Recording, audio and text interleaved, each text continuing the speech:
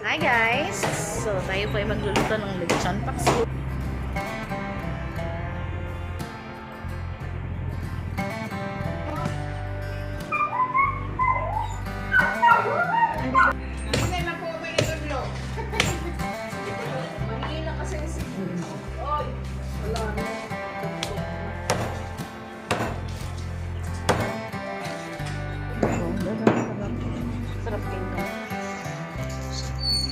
Sarap tingnan, lalo na siguro dapat lang tikman para malaman natin yung hindi lang masarap tingnan. Oh.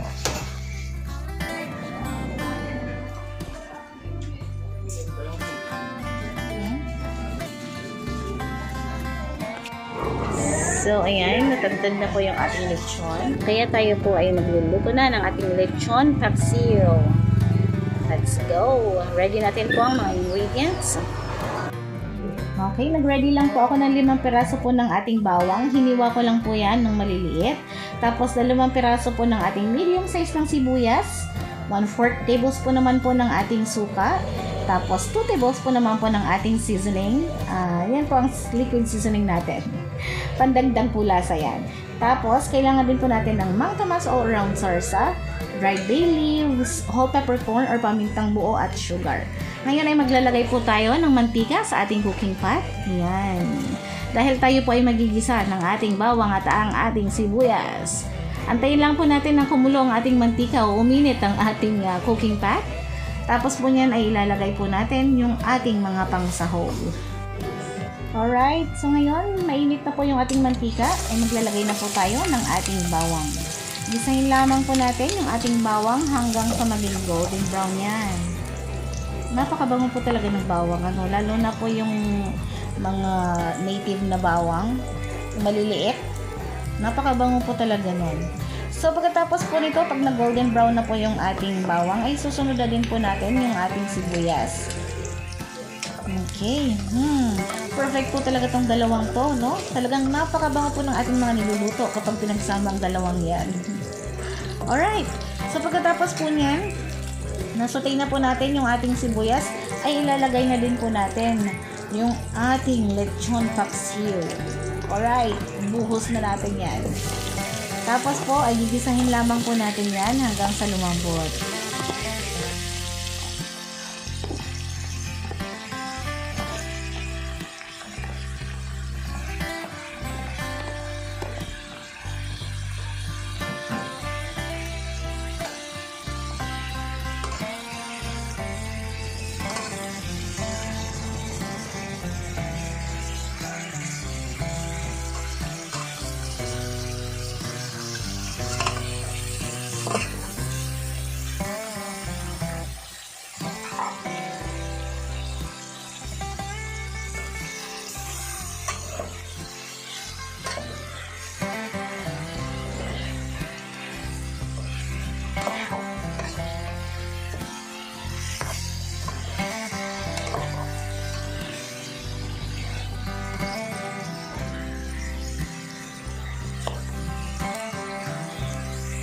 At ngayon po ay ilalagay na po natin yung ating suka. Yan. May suka. And this time, we're going to add our liquid seasoning. Yeah. Alright? So pagkatapos din po niyan, ay ilalagay na din po natin yung ating whole peppercorn. And then, yung ating pong syempre bay leaves. Tapos, you can add po pala water if necessary ha. Okay lang po magdagdag ng water. Walang problema po dyan. So, ayan. Halu-haluin lamang po natin para magbantay po yung lasa ng ating vinegar at saka ng ating liquid seasoning. Tapos, mamaya-maya po itataripan na po natin yan. Then, we're going to cook it for about 3 to 5 minutes.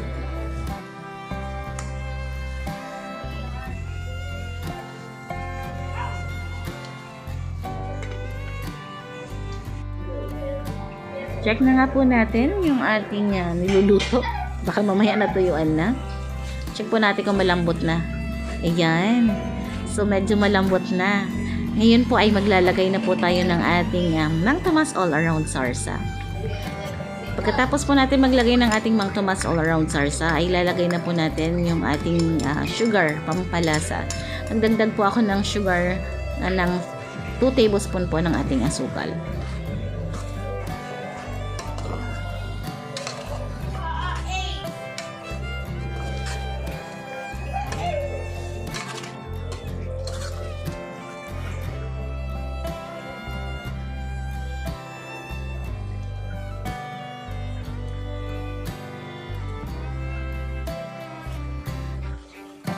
At ngayon ay haluin naman po natin ulit.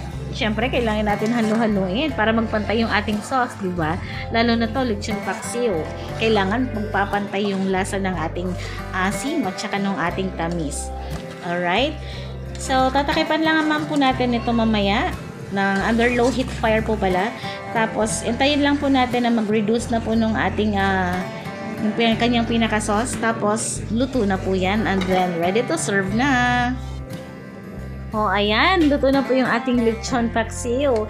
Maglalagay na po tayo sa ating mangkok. Tapos, kainan na.